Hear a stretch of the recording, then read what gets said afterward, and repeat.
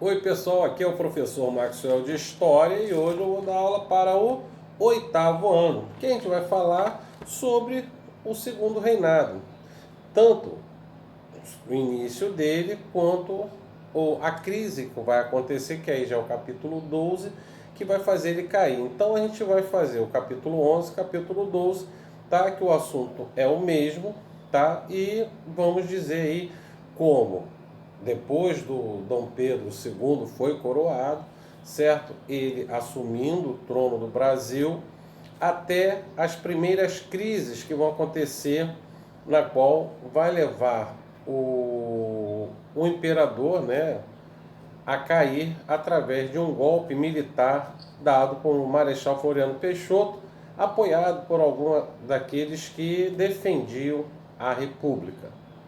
Então eu vou passar um vídeo para vocês aí, esse vídeo vocês vão ver que ele está bem resumido aí, falando dos principais problemas das quais o imperador se tornou um dos maiores estadistas que o Brasil já teve até a sua queda. Veja o vídeo aí. O segundo reinado tem início com o golpe da maioridade em 1840. Esse período foi marcado por uma relativa estabilidade política e econômica. Durante o segundo reinado, dois partidos políticos foram protagonistas: os conservadores, que defendiam o governo imperial forte e centralizado, e os liberais, que defendiam a descentralização política e uma certa autonomia para as províncias. Dom Pedro II, para atender os interesses de ambos, alternava o poder entre cada um. Em 1847, Dom Pedro II, baseando-se no parlamentarismo britânico, criou o cargo de presidente do Conselho de Ministros, que equivalia ao de um primeiro-ministro. O parlamento apresentava 3 nomes para o imperador, e este escolhia quem seria, entre os 3, o primeiro-ministro. Esse primeiro-ministro formava seu gabinete ministerial, e cabia ao parlamento aprovar ou não. Porém, Dom Pedro II, através do poder moderador, também podia aprovar ou não esse gabinete ministerial, ou até dissolver o parlamento, o que fazia com que Dom Pedro II é quem de fato aprovasse o gabinete. No parlamentarismo inglês, o parlamento escolhe um primeiro-ministro e este forma seu gabinete ministerial, e cabe ao parlamento aprovar ou não. Logo, comparando o formato do parlamentarismo no Brasil com o inglês, vemos uma diferença. No inglês, o rei reina, mas não governa. Já no Brasil, o imperador é decisivo. Em 1844, foi implementada a tarifa Alves Branco. Antes dessa tarifa, quaisquer produtos importados eram taxados em 15% de impostos. Com a tarifa Alves Branco, passou para 30% para produtos que não tivessem similar no Brasil, e 60% para produtos que tivessem similar no Brasil. Com essa tarifa, o governo visava aumentar a arrecadação de impostos, porém, também acabou estimulando o crescimento industrial brasileiro. Em 1845, a Inglaterra aprovou a Lei Bill Aberdeen. Essa lei dava o direito da Inglaterra confiscar navios negreiros, ou seja, navios fazendo tráfico de negros para qualquer lugar. Em consequência desta lei, no Brasil foi aprovada a Lei Eusébio de Queiroz, que proibia o tráfico negreiro no Brasil, isso em 1850. Em 1850, foi instituída a Lei de Terras. Quem tivesse adquirido terras pelo sistema de sesmarias ou ocupado livremente, teria que registrar essas terras. As terras não registradas, chamadas de terras devolutas, passavam a pertencer ao Estado. Quem quisesse adquirir terras para produzir, teria que comprá-las do governo. Portanto, essa lei acabou tornando a terra uma mercadoria, podendo assim somente os mais ricos comprarem. No segundo reinado, a economia girou em torno do café, sendo o principal produto de exportação e consumo interno, rendendo ao Brasil uma balança comercial favorável e uma economia estável. O plantio de café teve destaque no Oeste Paulista e na região do Vale do Paraíba, que abrange os atuais estados de São Paulo e Rio de Janeiro. Após a Lei Eusébio de Queiroz, tornou-se mais caro possuir um escravo, então os produtores de café passaram a empregar a mão de obra livre e assalariada em suas lavouras. Essa mão de obra era composta basicamente de imigrantes italianos e alemães, que saíram dos seus países devido às guerras de unificação. O governo custeava a viagem desses imigrantes para o Brasil através do dinheiro que recebia da Lei de Terras.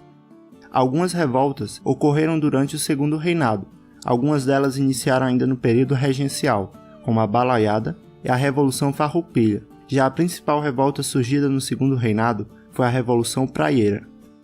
A Revolução Praieira aconteceu em Pernambuco e teve forte influência da Primavera dos Povos, que eram movimentos liberais que ocorriam na Europa, no ano de 1848.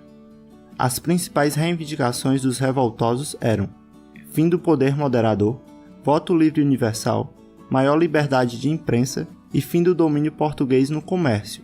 A revolta ganhou esse nome devido ao fato de que o principal meio de comunicação dos liberais era o jornal Diário Novo, que ficava localizado na Rua da Praia. Essa revolta também contou com as classes mais pobres da sociedade. Teve seu início em 1848 e acabou em 1849. Em 1864, uma grande guerra eclodiu na América do Sul. O ditador Solano Lopes, presidente do Paraguai, visava aumentar a extensão territorial do seu país, para obter uma saída para o Oceano Atlântico. O início do conflito foi quando o governo paraguaio aprisionou um navio brasileiro e em seguida invadiu o sul do Mato Grosso. O Paraguai também pretendia anexar territórios do Uruguai e da Argentina. Assim, Brasil, Argentina e Uruguai formaram a Tríplice Aliança, com o objetivo de combater o Paraguai. A guerra acabou em 1870, com a morte de Solano Lopes, saindo vencedor a Tríplice Aliança. A escravidão no Segundo Reinado teve seu fim gradativamente, devido às elites rurais que tentavam adiar ao máximo a abolição, e o governo que temia mais rebeliões pelo país caso houvesse uma ruptura imediata com a escravidão. As leis que foram acabando com a escravidão começaram com a Lei Eusébio de Queiroz, e em sequência surgiram outras. Lei do Ventre Livre. Todos os filhos de escravos nascidos a partir dessa lei foram considerados livres. Lei dos Sexagenários. Todos os escravos com 60 anos ou mais ganharam liberdade. Essa lei foi bastante criticada, já que poucos escravos conseguiam atingir essa idade. Lei Áurea. Decretou o fim da escravidão no Brasil. Mesmo que essa lei tenha abolido a escravidão, ela não tratou de inserir os ex-escravos na sociedade. A queda do Império ocorreu devido à perca do apoio de alguns setores da sociedade, sendo eles Igreja Católica. Nenhuma ordem do Papa vigorava no Brasil antes de ser aprovada pelo Imperador. Então, em 1872, 2 bispos brasileiros, seguindo ordens do Papa Pio IX, puniram religiosos ligados à maçonaria. Dom Pedro II, atendendo ao pedido de grupos maçônicos, solicitou aos bispos que suspendessem as punições. Como eles se recusaram a obedecer ao imperador, foram condenados a 4 anos de prisão. A punição gerou grande revolta entre os católicos. Para superar a crise, os bispos receberam o perdão imperial em 1875 e foram libertados, mas o episódio abalou as relações entre a igreja e o imperador. Militares. Após a Guerra do Paraguai, os militares perceberam a sua importância para o país, porém não eram reconhecidos pelo governo, devido aos baixos salários e ao descaso para com eles. Uma atitude que deixou os oficiais do exército bastante descontentes foi que eles não podiam se manifestar na imprensa sem uma prévia autorização do ministro de guerra. Elite. Os grandes proprietários de terra foram retirando gradativamente o apoio ao império à medida que leis abolicionistas iam sendo criadas, já que os escravos eram a sua principal mão de obra. Além desses fatores, também é possível dizer que os excessivos gastos com a Guerra do Paraguai e as mortes ocasionadas por ela tenham enfraquecido o Império. Benjamin Constant, Quintino Bocaiúva, Aristides Lobo foram alguns dos principais divulgadores dos ideais republicanos naquela época. Eles conseguiram convencer um militar de alta patente, no caso o Marechal Deodoro da Fonseca, a liderar a proclamação da República. Foi então que, em 15 de novembro de 1889, mesmo sem o apoio popular, o Marechal Deodoro proclama a República, através de um golpe militar. E aí pessoal, viram o vídeo? Eu espero que tenham gostado e ele está bem explicadinho ali, mostrando aí de Dom Pedro, desde que ele assume o trono, até a sua queda com o golpe militar dado pelo exército. Tá bom? Pessoal, faça aí as questões do capítulo 11 e 12, tá? E aproveitem também e façam o livro de atividades, tá? Na próxima aula eu vou corrigir tudo isso aí com vocês, tá bom? Para vocês memorizar um pouco mais sobre esse assunto aí do Primeiro Império. Nós sabemos que esse período foi um período na qual fez o Brasil aparecer para o mundo, tá? Esse vídeo, apesar dele não falar quase tudo, por exemplo, no caso de Dom Pedro II, um período da vida dele, ele ter viajado o mundo todo. Incrível que pareça, quando ele viajava para fora do país, ele viajava com as próprias finanças, ele não cobrava, ou melhor, ele não, ele dizia que ia para esses países, não ia como um chefe de Estado, mas sim simplesmente como Dom Pedro de Alcântara. Mas claro, nós sabemos que quando esses países recebiam Dom Pedro II, recebia ele como chefe de Estado, certo? Teve um período na qual Dom Pedro, antes dele começar a fazer essas viagens dele, que ele chegou a ficar muito tempo fora do Brasil, contando todas as suas viagens. Ele ficou mais de 3 ou 4 anos fora do Brasil. E quem ficou comandando o país foi a sua filha, a princesa Isabel, que ficou como princesa regente, tá? Mas o que vai acabar com Dom Pedro II, na realidade, é a Guerra do Paraguai. A Guerra do Paraguai, Dom Pedro II, quando declara guerra a Solano Lopes, ele pensava que a Guerra do Paraguai ia durar alguns meses. Outra coisa também, o Brasil não tinha um exército muito organizado, apesar que a Marinha do Brasil, no período do Império, era a segunda maior marinha do mundo, tá? E Dom Pedro, por exemplo, vai ter uma aliança do Uruguai e da Argentina, simplesmente também porque Dom Pedro II, não sei se vocês sabem, mas ele se meteu tanto na política do Uruguai como a política da Argentina. Então, Dom Pedro II, ele queria comandar assim a América do Sul, né? Como o imperador que ele era, tá? Solano Lopes, ele vai bater de frente porque ele quer, na realidade, fazer uma expansão do território paraguaio. E Dom Pedro II, ele só diz que a Guerra do Paraguai vai acabar quando Solano Lopes for morto. Tanto é que quando chegou no final da guerra, Duque de Caxias, né, já tinha perdido muitos soldados, ele, por exemplo, ele vai dizer para Dom Pedro II, ó, já expulsamos Paraguai daqui, não tem mais. Para vocês terem uma ideia, o Brasil matou 50% da população feminina e 90% da população masculina do Paraguai. Foi quase, bem dizer, um genocídio que o Brasil fez no Paraguai, tá? Tanto é que quem vai comandar as tropas no final vai ser o Conde de, marido da princesa Isabel, que vai comandar a tropa, Tanto é que tem outra coisa também que acontece, tanto é que na América aqui do Sul, até hoje, eles chamam os brasileiros de macaquitos. Por quê? Porque Duque de Caxias vai chegar uma hora que ele não tem mais soldados brancos para ele comandar. E eles começam a mandar os escravos para lutar na Guerra do Paraguai em troca de liberdade. Então, os sul-americanos falavam que Duque de Caxias comandava um exército de macacos. Por isso chamavam o exército de macaquitos. Tá? Então o Brasil, ele vai ganhar a guerra, Dom Pedro, tanto é, se vocês verem fotos, que naquela época já existia fotografia, do início da Guerra do Paraguai, né, como Dom Pedro se encontrava, e depois você vê ele no final da guerra. Ele envelhece mais ou menos 30 anos, tá? Para vocês verem como realmente a guerra fez mal ao imperador. E isso vai causar, certo, uma fortificação do exército, certo? Um fortalecimento também dos senhores que, vendo que a escravidão no Brasil está acabando, certo? Começa a pressionar Dom Pedro, até, se fosse o caso de libertar os escravos, para eles, Dom Pedro, no caso, pagar esses fazendeiros. Dom Pedro II não tinha nem, o Brasil nem ia ter condições. Ainda mais que a guerra, como vocês sabem, ela não traz lucro, ela só traz prejuízo.